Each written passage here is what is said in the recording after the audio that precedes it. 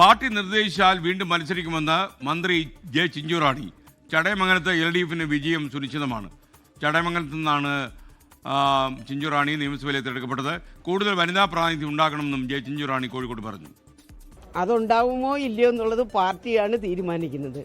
സാധാരണ നമുക്കറിയാം 2 ടേമാണ് നമ്മുടെ പാർട്ടി പറയുന്നത്. പക്ഷേ പാർട്ടി തീരുമാനിച്ചാൽ ഞാൻ വീണ്ടും മത്സരിക്കും.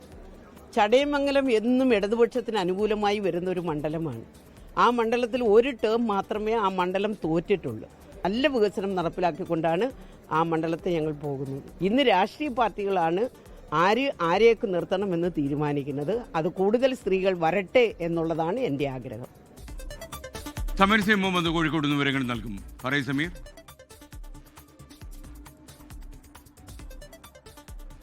Good morning എസ്കെൻ. വലിയ പ്രതീക്ഷയിലാണ് മന്ത്രി ജെ ചിഞ്ചുറാണി. 3ാം പിണറായി സർക്കാർ വരും എന്നുള്ള ഉറച്ച പ്രതീക്ഷയിലാണ് തങ്ങൾ ഉള്ളത് എന്നും അതുമായി ബന്ധപ്പെട്ടുള്ള ചർച്ചകളാണ് പ്രധാനമായും മുന്നോട്ട് പോകുന്നത് എന്നും അവർ പറയുന്നുണ്ട്. ഇതോടൊപ്പം തന്നെയാണ് പാർട്ടി നിർദ്ദേശിച്ചാൽ താൻ മത്സരിക്കാൻ ഒരുക്കമാണ് എന്ന കാര്യം കൂടി അവർ 24നോട് വ്യക്തമാക്കുന്നത്.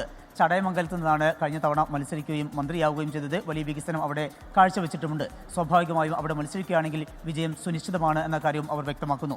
ഇതോടൊപ്പം തന്നെയാണ് CPM CPI പോരുമായി ബന്ധപ്പെട്ട ചോദ്യങ്ങൾക്ക് അവർ പറയുന്നത് ഒരു വിധത്തിലുമുള്ള അകൽച്ചയും തങ്ങൾക്കിടയിലുള്ള CPMഉം CPIയും ഒരുമയോടുകൂടിയാണ് മുന്നോട്ട് പോകുന്നത്. അതുകൊണ്ട് തന്നെ ആ ഐക്യത്തോടു കൂടിയുള്ള മുന്നോട്ട് പോകൽ വലിയ ഒരു പ്രതീക്ഷ നൽകുന്നുണ്ട്. വലിയ വിജയത്തിലേക്ക് തന്നെ കാര്യങ്ങൾ എത്തിക്കും എന്നുള്ള പ്രതീക്ഷയും അവർ പങ്കുവയ്ക്കുന്നു.